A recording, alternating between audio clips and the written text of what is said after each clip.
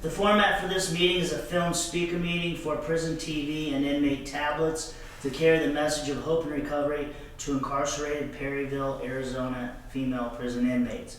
Tonight, please help me welcome our guest speaker, Dominica. Whew, I'm a little nervous. Definitely nervous being filmed. A little fidgety, but the main thing is that I hope I get to share that everyone out here knows that there is a solution and like we don't have to suffer no more, right? My name is Dominica. I'm a grateful, recovered alcoholic and addict. My recovery date is April 18th of 2018. So if I make it just a little bit longer, I'll have 3 years of complete abstinence, which is really cool. I have a sponsor. She knows who I am. I talk to her on a daily basis. I have like 13 girls in the big book of Alcoholics Anonymous right now, and I have about 5 grand sponsees.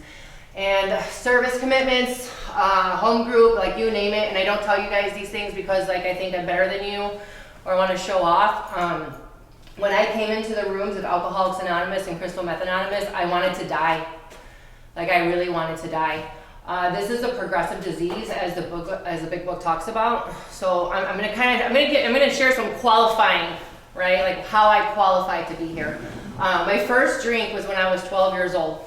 I'm very defiant. Anyone defiant in the room when they were growing up? Yeah, all right, we have some similarities, awesome, right? So I was always told where not to go and who not to hang around with. So I chose the gangs because I thought the gangs were gonna keep me safe, protect me. They were my family. I was like the black sheep and stuff, right?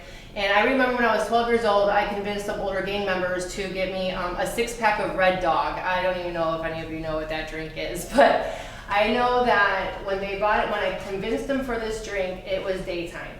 And when they came back, it was nighttime. And I remember when I grabbed that beer, I remember beer wasn't cold out of the fridge from my family members or uncles or aunt's house. And I remember saying, I don't think this is supposed to be warm.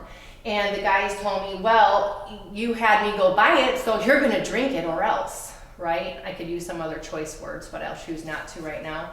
And I knew what these guys were capable of doing, so I drank the beer. And I wish I could tell you that this first drink was like this amazing sensation and feeling, but it really wasn't, because by the third beer I was regurgitating in it and they were shoving the bottles down my throat as I was throwing up into the bottle. And I had to finish that 6-pack. I couldn't go home because my mom would be mad. So I stumbled somehow to a friend's house that was close by, and her mother opened the door because she heard me regurgitating on the patio. And so when she opened up, she said, get in. So she took care of me through the night. And the next morning when I woke up, I just remember I had like this excruciating headache, right? Like it was just absolutely painful. I did not feel good. And my friend's mother said, well, you're gonna have to learn how to roll a joint and smoke some weed, and then, you know, your headache will go away. So I thought that's what all 12-year-olds were doing. Honestly, I didn't, really think anything different of them or whatever. And so I smoked the weed and I went home. And you would think that I wouldn't drink again, right, after that first experience, but like that's the powerlessness of this disease, is that it didn't matter the consequence for me. I was still wanting more for some reason, and I could never explain why. By the third or fourth time I would be drinking by the creek, one of my really good friends came down the stairs and he saw that I was tipsy, right? I was drinking a 40 of OE, and he saw I was tipsy, so he said, are you ready? And I said, yeah, I'm ready. And he's always been eyeballing me. And he walked me to a basement. It was really disgusting. It was smelling. There was vomit on the floor already and whatnot. And I changed my mind and I said, no, like I can't do this like this. And he grabbed my wrist and he pulled me down the stairs and he made his way with me that day. And I don't share this with you because I think that's why I'm the alcoholic or the addict that I had become. That was one of my excuses to drink and self-medicate and whatnot growing up. I share that with you because if there's anyone in here, no means no, and if you need to talk to me after the meeting, you're not at fault, okay? Fast forwarding, my mother, man, she's like my best friend. We're an Italian family, so I learned how to pray the Our Father. I also learned how to pray actually while holding a gun and watching the movie Stephen King's It, so there was some like chaos in my home. But my mom, like I said, she was my best friend, man, home cooked meals, she was on the PTA, she did all the events and everything, and she was a really good mom. She did what she could with what she had. And I remember when I was 15 years old, the cops came busting on the door on a house raid. My mother was the largest drug dealer in the town. and we lived across the street from an elementary school and a junior high school. So my mom was taken away to a maximum security penitentiary when I was 15 years old. And so between that and what had happened just previously to that, I had what's called like this God-sized hole being built up of shame and guilt, resentment, fear, just, I mean, you name it. It was just so large, and all I could do is just try to fill it with outside things, drugs, alcohol, sex, violence, crime, I mean, you name it. I got shipped off because nobody really wanted a broken 16-year-old at that time in my family. I went to California. I lived with my aunt who never had a kid before, and she got me for the first one. And I remember were all the places she told me, no, don't go downtown Pacific Avenue, stay away from that area, right? And here I'm thinking of all these things she's telling me not to do, because I'm gonna do exactly what you tell me not to do, right? That's just how I am. And at my age, then, if you don't like it, don't be around me. That's the kind of attitude I had, right? And so I remember like my aunt wanted me to like make the bed and stuff, and I didn't want to because I'm really super defiant, like I said. So I ran away from home, and I ended up being homeless on the streets of downtown Pacific Avenue. And I remember everybody was itching and puking around me, and I could not figure out why everyone was so sick. And somebody told me they had to get a fix, they had to get well. And I'm like, what's well? And somebody told me it was heroin, and I'm like, what the? Like, I would never do heroin. Like, why would you want to puke and itch to feel good? Like, that just doesn't make sense, right? Hands down, never do heroin, right? And so fast forwarding a little bit more, I ship off, I'm doing geographicals moves, I make it back out here to Arizona, I go to Paradise Valley High School. I am just an upset, rageful teenager. Like, not angry, but rageful, right? I lost a scholarship to band. I wasn't doing anything I was supposed to be doing. I was just mad, man. My mom was gone. Nobody's like helping me, so I just do what I want to do, and I go hang out with some friends that I shouldn't have hung out with, and they invited me to a rave. February 26th of 1996, I met my first real relationship called ecstasy. And I remember I was at this rave, and I took this pill, not even asking what it does, right? Because like, why, who cares? And I had the binky in my mouth, and the candy jewelry on, and the bass, and the treble, and the lights, and the DJ, and that was my thing, right? It made me feel complete. That made me feel whole. The ketamine, the acid, the mushrooms, right? I could be who I wanted to be. I was on stage. I used to freestyle for Candy Kid Productions for 6 years.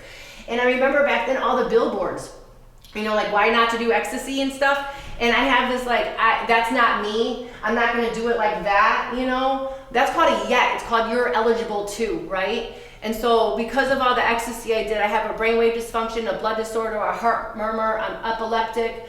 I have a couple other things that are medically wrong with me. And I remember I landed myself in the Mayo Clinic, right? And the doctor told me stop doing the ecstasy and stop snorting the K. Well, first of all, I'm gonna listen because I don't want to die. So fear sobered me up for a little bit, like this big book talks about, right? Plus, I don't want to end up incarcerated with my mother or having her hear I'm dead, right? So I have this, what's called this addict, the stinking thinking, right? And so the doctor told me not to do ecstasy and all that other stuff. So I listened, but the doctor never told me I couldn't smoke crack cocaine, right? Because half my brain manufactures BS and the other half is gonna buy it because that's how my addict mind works, right? So I became a faithful crackhead around town. I got down to 115 pounds. I'd be staying up forever. And one night I was up so late, I bumped into some old biker dude, right? Gotta love me some old biker dudes in the middle of the night, right? Complete strangers, because I make some really good choices when I'm using, right?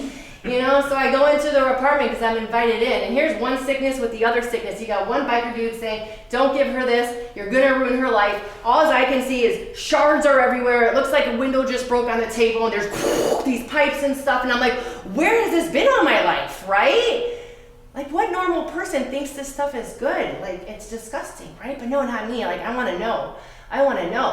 And finally, I'm really good in my addiction with manipulation. I don't know if any of you can relate to that, but I'm gonna get what I want, even if I have to threaten you, right? So I get that, and this meth, man, oh my gosh, I can't even describe what it did to me, but I know that I can clean my room and mess it up all in the same hour. I can study for school, I can do anything that I wanted to do, draw murals on the wall, like you name it. It was amazing. I stayed up for 27 days because I wanted to study for my finals, right?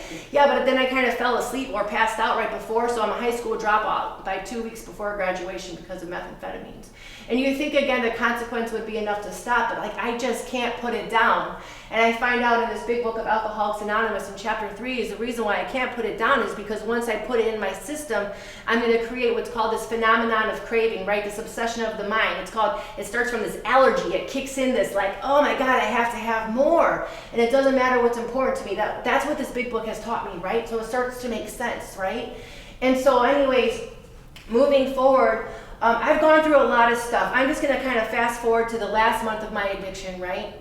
Of this last month, I'm a retread. This is my third time here, is that the last month looks like this. The Phoenix police puts me in a mental asylum because I'm a biter, right? You put your hand in my mouth, I'm gonna bite you, right? So I get stomped into the ground. I'm in the midst of the black market sale, a survivor of human trafficking. If you don't think it's real, you're looking at someone who got out of it by the grace of God, right? I leave my husband because I'm so important when I'm getting high that I think my husband's a cop and he's been investigating me the whole time. So I have to leave him because he's gonna arrest me, but he can't because we had kids and we got married. Like with the insanity that's going up here, the psychosis is so bad. I'm afraid of triangles, I'm afraid of children, I'm afraid of the color purple, I'm afraid of a backpack, I mean a pink elephant, lemonade glass in front of me. I'm freaking out. God forbid 3 people wore 3 white shirts in a row and I think you're a cult and you're gonna kill me, right? Like that's where meth took me.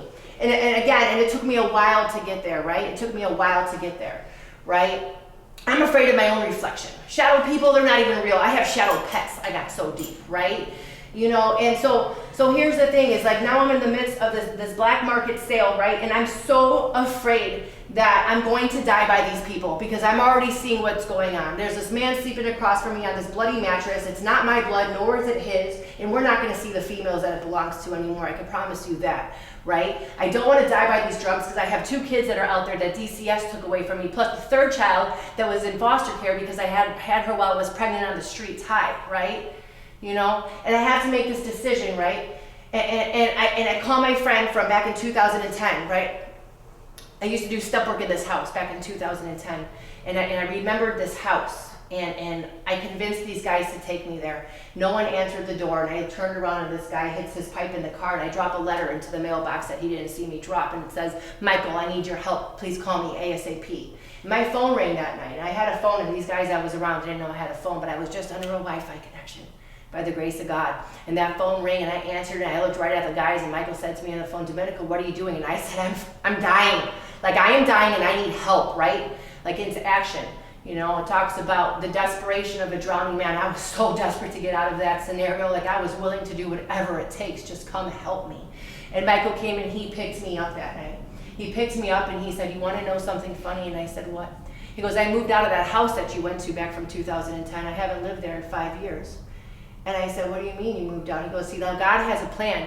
He knew that you were going to remember that house while in psychosis, and that you were going to go there and ask me for help. So he placed a faithful member of Alcoholics Anonymous in that house that heard me go speak at a meeting, just like I'm speaking for you right now.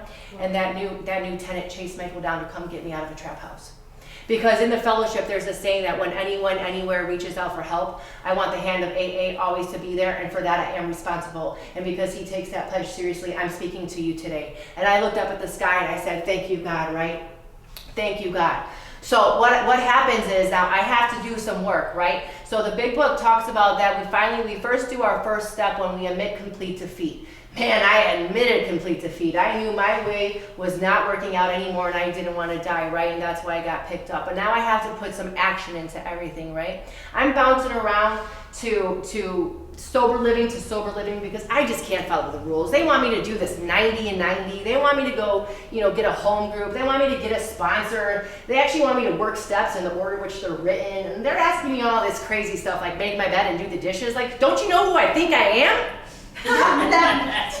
Right? Yes. Don't you know who I think I am? So I'm getting kicked out of all these places, right? I'm like 30-some days sober. I'm riding the bus down Indian Street School in 19th Avenue, right?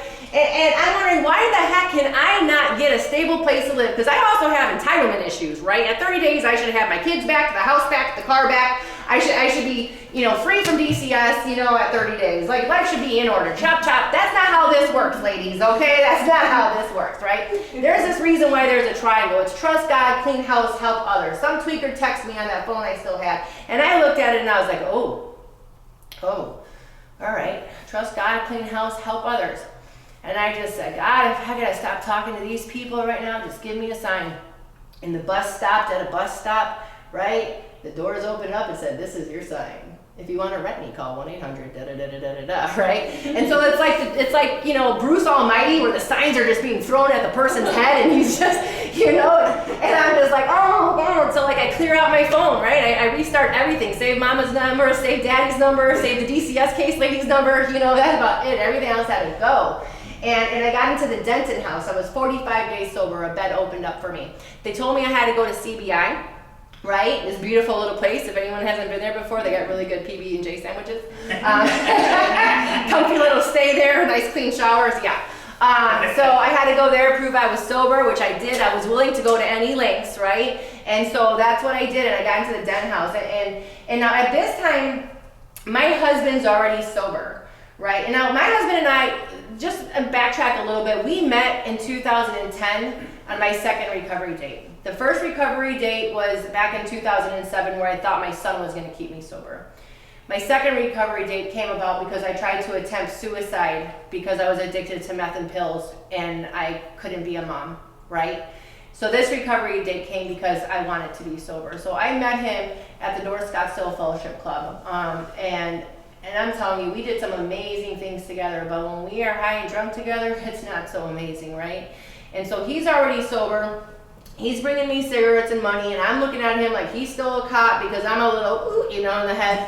And, but of course I accept the cigarettes and money, even if he was a cop, right? That's what we do. And so, anyhow, I remember one day he comes up to me at the Denton house. I'm about a week or two in. And he says, I just heard this lady speaking at a Crystal Meth Anonymous meeting, and I think you should call her. She'd make a really good sponsor. And I'm just like, thanks, bro, right? And so anyways, I called that number, and I'm like, hi, is this Julie? And she goes, Dominica. And I'm like, how would you know it's me? Like, she doesn't have my number, right? She goes, Dominica, it's Julie. And I was like, Julie who? And she's like, remember the day you tried to kill yourself? I got you help. So we're talking like back in, I don't even know what years that was, 2010, October 8th of 2010, my restaurant manager at a job I used to have was there the day I tried to kill myself, and she just so happens to be in Crystal Meth Anonymous today, and that's who my sponsor is, right? And I'm like that just doesn't happen. That just doesn't happen, right? My husband brings me her number. So anyway, she tells me we have to start working steps. We got to start putting stuff into action, and so the first step, obviously, I admitted complete defeat, but I have to put some work into it. So step one, I have to write some things down about how powerless I am, right? And I have to start writing things down about how manageable I am. And honestly, I could see my life was unmanageable, but it was so hard to believe it was because of drug addiction. And I'm definitely not an alcoholic. Like, I only have a drug problem, right? And so I start writing these things down. Like, my powerless looks like this. Like, I put my hands on my mother while coming down because, that's how drugs affect me, that I'll hit a handicapped woman, right? Powerless looks like this. My children's fingers can be under the door asking for food or a book to be read, but I have to say, I'll be right there, which, by the way, means you're an inconvenience to me because I want to get high. That's what powerless looks like to me. Powerless looks like dressed like a clown because people told me to stop acting like a clown, so I have that I'll show you attitude. So I would dress like a clown, ride around Sunny Slope on my son's motorized scooter with a baseball bat in my hand, smashing cars in the middle of the night. That's what powerless looks like for me. I don't do that stuff when I'm sober. I don't talk the way that I talk to people like when I'm sober, like the way the words that came out of my mouth were so hurtful. I called the human trafficking line on the Department of Child Safety because you took my kids. So I'm going to get you back. So I'm going to call, right? Who does that? I was the worst case in Phoenix, Arizona in the division that I had for DCS, right? But I wrote all this stuff down and I was honest because rigorous honesty is the first principle. And if I can't get honest with my sponsor or myself, I'm not going to get honest with anyone else. And I don't want to die, right? This is a life or death situation. Step two, came to believe that a power greater than myself could restore me to sanity. I didn't really know what that looked like, but I do know that I chose to take with me that everything my family talked about God, anything I liked, I kept with me. And I disregarded everything else, right? Like, we're Catholics. You're going to go to hell if you do that. You're going to go to hell if you do that. Whatever, like, I don't believe in that. So I replaced all those things I didn't like with something I did like. Like, my God wears 69-inch bottoms like the ravers and has tattoos and piercings, like, that's my God. And that's who I choose to believe in, It's personal. It could be whatever you want. And step 2 is really only asking for an open mind.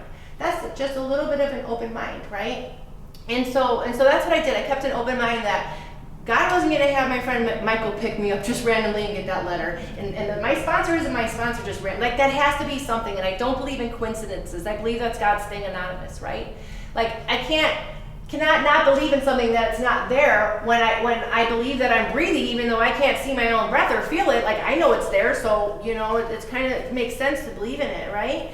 And so anyhow, step 3, she asked me to read pages 60 to 63 in first person. Called the actor scenario. And I had to memorize the 3rd step prayer. And my entire life I used to say, I can't memorize anything. I have a bad brain. Well, tell you where the dope houses are. Yeah, knew what the drug dealer's number was the whole time, So that's BS. That's BS. We can memorize stuff if we really want this, And sometimes we just have to work a little bit harder for it. And so I did. And I memorized that prayer, and I read, and I did the assignments, And every single morning I hit my knees, and I thank God that I'm alive, because I'm telling you, we have buried over 58 people in our fellowship just in the past few months, because they don't choose to stay willing, right? And that's really scary. That's really scary how many people have passed away because of fentanyl or heart attacks or drunk driving, just because they can't be willing, Be willing, that's all we ask, Steps 4 and 5 are really about me. I had to make this list, right? I made a list of all people we had harmed. Wait, is that the wrong one? Sorry. 4th step. 4th step. I have to write down all my resentments and stuff. And I'm telling you, I'm mad, right? Like, I'm mad and I'm fearful, and I had to include myself on this 4th step. And I had to include even my kids. I had to include little things that I didn't think would matter, because I wanted to do a real thorough job and really have that courage. And I had to tell finally the truth, about how, like, I sold pills to people that never woke up later on. I had to tell somebody that things, and I'm not ashamed to say it now today. Won't say who or when, that's for damn truth right there, but I'll say it. And the way I opened up to that was I actually rode the bus around town a little bit, and I would ask the person next to me, what stop are you getting off at? And right before he got off, I would tell him something. And of course, I got some really strange looks that day, but I started opening it up. And I sat with my sponsor in the church, and I noticed there was these colors on the wall, and they were purple and they were red. And she allowed me to pick through the flowers and the containers in the prayer room, because I thought everything was bugged. See, my psychosis did not go away right away, ladies. It did not go away for a while. Anyone familiar with mess psychosis? Yeah, you're proud of that, aren't you? You're like, yeah, me. No, it's just all like, I'm not crazy. It's crazy, That's all we wonder. Like, when is this gonna go away, And so I sat with my sponsor, and I finally told her everything. And she asked me, "Is there anything else you want to tell me?" And man, just my mouth just opened up, and stuff just started pouring out, and I was crying, And the only thing that she could really tell me was like, "Honey, it's okay. When you step into the light, the darkness goes away. It's gonna be okay." And I found out she actually did a lot of the same things that I've done, and my sponsee sisters have been through the same things that I've been through, and I'm not alone, and that was like really cool to know. And step 6 and 7, typically I read them on the wall, right? But there was some work to put into it. There's another little book called Drop the Rock, The Ripple Effect, and it's a really, really good book, and I got to see this list of all these character defects that I had, and I had to write them down on these popsicle sticks, and I thought it was really funny, silly assignment, but it actually was really beneficial, because I got to pull an asset. For every defect we have, there's an asset, right? So I used to be a liar, but now I practice honesty. I can manipulate in a good way now. Like I can pull somebody off the streets and say, "Hey, you want to get some Burger King? Oh, look, there's a group of people outside that building right over there. We should go." It's a meeting. Come on, let's bring our food inside, right? Like I can do really good things with this now, So it was a really cool assignment, and I got to really, really practice it. Man, God has a sense of humor too, because I know there was days where I'd pull Defiant, and I'd be like, "Oh, cringing, like, come on, stop with this," but I just keep winning. I'm just willing. That's it, you know. And in 8 and 9, you know, like I said before, I made a list of all people I'd harmed and became willing to make amends to them all. Oh man, I painted the town red. I mean, I called the police on people that had a garden thinking there was children buried in their yard. Do you know how many police have knocked down the doors of random houses around here in Phoenix because my psychosis was so bad? It's almost next to impossible to make amends to them all. At least it feels like it, you know? And my children, you know, my family member, the things that I've said, but I wrote that list down and I'm willing. And still, even almost 3 months sober, by the grace of God, if I make it, you know, I still have a lot more to go, but I do it, you know, on God's time in the best way that I can absolutely do it. And I realized, like, with some of these events too, like, I don't have to like the person. I just really have to clean my side of the street, you know? And 9 out of 10 times, just like this book tells me, like, they just want me to do better. They're happy I am sober. The neighbors that have not met me yet are happy I am sober, you know, because I caused that much wreckage. And then steps 10, 11, and 12, they're more like our maintenance steps, right? Like I have to continue to take my inventory, not your inventory. I'm really good at telling what everybody else should be doing, right? I'll tell you how to act and how you should stand and how you should talk, right? Because like, I'm good at that, but I have to stop doing that stuff. Anything past my nose is none of my business today. Simple as that. It's none of my business. The only thing that my business is that you're calling me for help. It's my business to be there when you're in need, right? To be of service. That's my business, you know? And I have to do this little check every single night on pages 86 and 87. I get to read some things, you know, or I have them written next to my bed too as well. Like, have I been kind? Have I been inconsiderate? Do I owe apologies? You know, did I hurt anyone? I have to ask these things to myself, right? And step 11, you know, prayer and meditation. Man, when I used to start praying, I'm telling you guys, like I literally wanted to put like a towel under the door so no one could smell my prayers. You know, like I didn't want anyone to see that I was praying. That's crazy. Why? God forbid. That's just absolutely absurd, you know, but it's really not. Like, I don't care if you see me praying today. You know why? Because again, I don't want to die. I don't want to die. Simple as that. I'm willing to do whatever it takes, you know, and my God's really cool, and I have to continuously practice, you know, this spiritual maintenance, because that's what this program is really about. You know, and steps 12 is I have to be of service. You know, even if my kids are home and waiting for me while I speak at a meeting, they know why I'm over here now, because they don't want to lose mom again, right? If my sister invites me to a holiday get-together, but I have to leave to go speak at a meeting on Christmas Day, I'm going to be there on Christmas Day because I don't want to die. Somebody stood up for me on Christmas Day to have me hear them speak, so that's the least I could do is give back what was so freely given to me in this program, right? The only thing we really have, is a daily reprieve contingent on our spiritual maintenance. It doesn't matter how many meetings I go to a week, how many sponsees I have, how many service commitments I have. It does not matter how well I talk in front of you all or this camera right here. That doesn't matter. What matters is how I'm growing this connection with the God of my understanding, right? Are my ducks in a row? Are my stones properly put in place? That's what really matters, you know, and I have to continue to be of service. I have 3 DCS cases that I've closed. My kids truly are home right now, allowing me to speak for you ladies, you know, and they want me to do this. They're resilient. They run to me with open arms. You know, they were patiently waiting for me during those DCS visits, you know, those supervised, uncomfortable visits. I hated those visits. I don't ever want to do that again. And because I don't want to do that again, I'm going to continue to do what I do today, right? And that's carry a message and be of service, right? My husband, he's home. We're back together.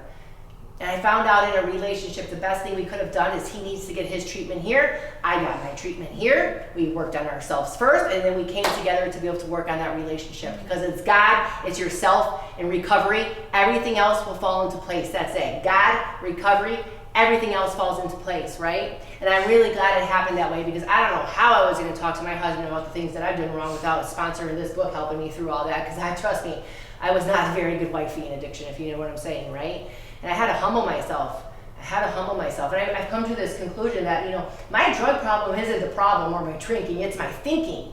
It's my thinking. And it tells us here in this big book that our problem, it's based in our heads, you know. I mean, I can go through this book. I have everything circled. I study it like no tomorrow. I can't quote the book. I'm not quite there yet, you know, but I can tell you it lies up here. So if we can have what's called this complete psychic change in moral psychology, you know, we have hope. There's hope, you know. And it's just literally being honest, open-minded, and willing.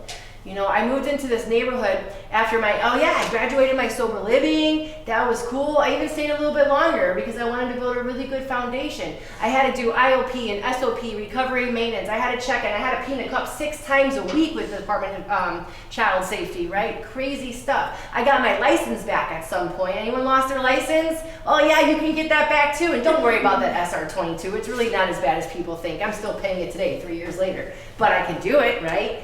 I'm employable. I had a job for over 2 years, which was really cool. And I'm the one who chose to leave and shook hands, parted as friends, and I'm actually welcome back. Like, who does that happen for, right? You know, like I used to rob the cash registers. Now you want me to work for you? Like, that's like some great stuff, you know? Like, I could write letters of recommendations to the judge, not worry about the judge saying, oh shoot, there's Miss Silver, you know?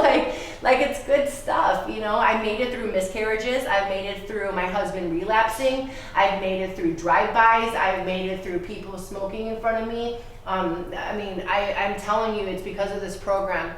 It's because of this program. The psychosis went away. I don't know. At some point, I've had little spiritual experiences, you know? But I think it was at one point where I went to go pee, and I'm all like happy, because who isn't happy to pee clean, right? Like we're happy, like please take my urine, right? You know, like drug test me, right? Like we want that on that paper, right? You know. And I went to go do a drug test for PSI, and I'm walking down the street, right? And I started singing this little lullaby. Don't mind my voice; it's really bad, but I'll even sing a little bit. It goes, pink elephants and lemonade, dear Dante, hear the laughter running. And I started thinking, lemonade. Pink elephants. Everything that I've been afraid of was in my kids' lullaby. Candy kisses, roses, the color purple. It's a song I used to sing every single night to them. So I realized like these things weren't after me. What was after me was God having me come back to my kids, showing me things that I could have back into my life if I just surrender, right? If I just surrender. Do it for me this time. Don't do it for the doctors in the emergency room after attempted suicide. Don't do it for my sister praying alongside my bed. Don't do it for the judge. Do it for me. You want this, you know? And I swear those trees and everything turned so green and the wind stopped blowing and I was on my knees crying in the middle of Central and Indian School Road. People looking at me all crazy and all I could do is say thank you, God, for showing me, right? I'm not afraid anymore. Fear is face everything and run. I look at it as face everything and rise. You know? There's a reason why we're all here right now. I don't know if you have anything in common with me. You should all be dead. We should all be dead right now. And what's really sad to think of it is that somebody in this room might not make it. That's how this disease works.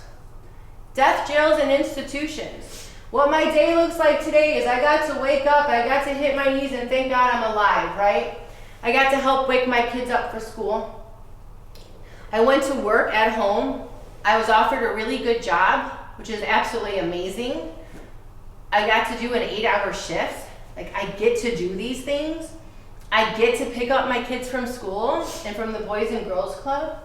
Like I'm capable of doing that legally in a car that I did not steal this time, right? I got to stop and get them some food of their choice when they were hungry. I get to get home safely with them, sit down on the couch and talk about their day. Even if they tell me the best thing they learned was their lunch was good today, like it's still very meaningful, you know? And then I got to get ready in my own home with a roof over my head. You know, there's food in the fridge. I'm not eating out of the dumpster or pushing a shopping cart. And pretty soon I'm gonna get an update from baby Delilah because her new adoptive family is still in touch with me. She was born with 4 holes in her heart and her stomach wasn't attached to her bowel and she has trisomy 21 Down syndrome. And I made a decision in recovery that it's best that I let the foster parents adopt her because I have no means of taking care of a baby with Down syndrome plus getting 2 kids back that haven't seen me in years. So I made the decision in the best interest of my baby, and God blessed her with a heart surgeon as a father and the advocate for the state of Arizona as a mother, and she has a little brother with the same exact rare Down syndrome, and I get to find out how she's growing. And like that's just beautiful, you know? Like these are amazing things. Like I never thought somebody like me who used to get beat up or go beat people up, you know, and commit crimes and felonies, with the street mentality could ever have a life like this. Like, I would love to say that the materialistic things are the blessing, but that's not the blessing. The blessing is waking up and being comfortable in my own skin. Being able to breathe, right? Walk with my head up high with some integrity. I'm not ashamed of who I used to be. I don't let the past define who I am today. This blessing is being able to go and carry a message. So, I like to say the one who has fallen off the horse has more courage than the one who has never ridden a horse at all. Man, have I fallen off, So, if you're new to this, please stay a while and really give this a fair chance, right? If you don't like this meeting, go find another one out there that you do like. There's so many meetings. There's AA, there's CMA, there's NA, there's DAA. I mean, there's so many 12-step meetings, right? That we all based out of this big book of Alcoholics Anonymous right here, And I figured out at the very end that the only thing that could fill a God-sized hole was God. With that, I pass.